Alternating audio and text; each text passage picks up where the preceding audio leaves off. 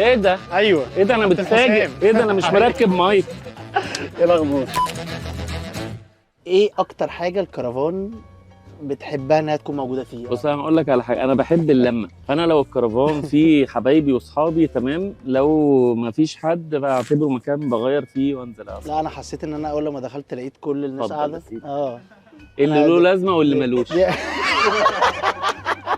ده ليا مرات عبد الوهاب، هي من ساعه ما شفناها عندها احساس انها معطلانه عن حاجه، او الازمه فيها هي، اقوم امشي اقول لها ليه. انا عايز اعرف البريك بتاعك النهارده كان ايه على الفطار؟ فراخ محمره ورز وبسله، اكله طيبه وما فيهاش فتي. كنت اقول لك وانا جاي لقيت اتوبيسات كتير، كرفانات في كل حته، فمين اكتر ناس من جيرانك في الكرفان بيعملوا جو في اللوكيشن في مسلسل الكابتن وكده، بس لقيتكم كلكم قاعدين هنا، فمين اللي ناقص بقى؟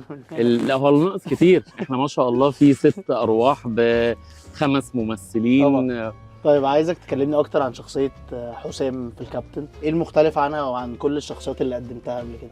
لا هي فكره ان ارواح بتطلع له عشان يحقق لهم امنيات. انا عملت الفورمات بتاعه تحقيق الطلبات والامنيات دي، بس التركيبه بقى بتاعه حسام بخطيبته سما، بصاحبه احمد عبد الوهاب، احنا فاكين مع بعض، الهزار ما كانش بيبقى مترتب، كان في مساحه لان احنا نلعب 1 2 مع بعض كتير. دلوقتي في المسلسل سما كلمت حسام 36 مره في اول يا حلقه. حبيبتي مظبوط؟ يا حبيبتي. مين اكتر حد تقعد تزن عليه وتكلمه 36 37 مره ومتاكد ان هو هيرد في الاخر؟ انا اه عمري ما بكلم حد، يعني لو كلمت حد مره وما ردش مستحيل اكلمه، غير مثلا ابعت له مسج او حاجه، وبستفز جدا من الشخص اللي هو بيتصل كتير ورا بعضه ده. في العادي بتحب اصلا المكالمات ولا خلاص على الواتساب؟ انا طول الوقت موبايلي سايلنت، وطول الوقت ما بحبش ارد على التليفون. كان في حلقه مع احمد عبد الوهاب وسالته سؤال وقلت له لو هتلعب بفرقه 4 جون تلعب بمين؟ فحطك طبعا من الفرقه وقال هخلي استاذ اكرم حسني يلعب ورا عشان هادي وراسي وهيلعب ايه، هيمشي الفرقه كويس. دي المشكله بقى لما بتدي فرص لشباب صغير. يعني هو المفروض تساله يقول لك خط هجوم يجيب جون، دفاع قال لي راسي وهيمشي الفرقه كويس وهيطلع من تحت نفسيات والله. طب لو هتعمل بقى انت 4 جون فرقه تاخد معاك مين بالكاست؟ اخد عبد الوهاب دفاع حلو. اول واحد.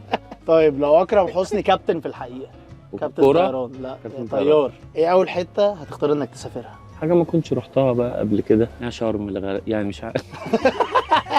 حاجه من البلاد دي، بالي والحتت اللي فيها طبيعه والحاجات دي ما رحتهاش قبل. حلو جدا. عايز استغل كل الجمهور اللي في الكرفان وعايزين نعمل اسئله الجمهور بعد اذنك. يلا. استاذ اكرم. استاذ اكرم، كنت عايز اعرف بعد المسلسل ده ناوي تشتغل مع اي حد من الناس دي تاني؟ الاسم معلش. عمر ايه؟ ازيك يا عمر؟